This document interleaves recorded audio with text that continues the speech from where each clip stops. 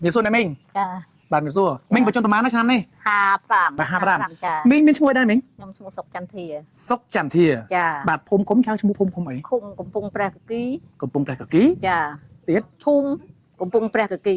ស្រុក ស្រុកបលបូ ស្រុកបរិបូរខេត្តកំពង់ឆ្នាំង ឆ្នាំង បា ចា ទចេះអ្នកមីងពួកយើងមកឆ្ងាយ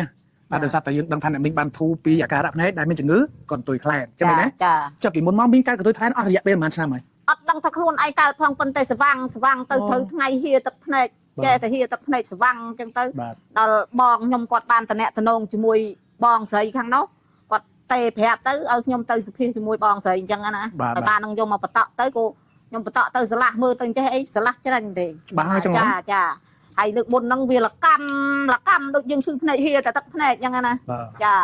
ហើយដល់ហ្នឹងទៅវានេះខ្ញុំមើលយប់ឡើងខ្ញុំមើលមកមើលអីមកមើលមកមើលអីតែឯងបានអញ្ចឹង បាទចុះពីមុនមកយើងមើលអត់ឃើញទេ មើលទេមើលតែប៉ុន្តែមើលទៅវាដូចជាយើងស្លាំងអញ្ចឹងណា និយាយរួមមួយម៉ាត់គឺពិបាកមើលបណ្ដោយ ហ្នឹងហើយហើយភ្នែកថ្ងៃពិបាកថ្ងៃឡើងពិបាក ចាំ បើ ថ្ងៃ អញ្ចឹងទៅស្រឡាំងថ្ងៃឡើងជាទឹកភ្នែកលកម្មចា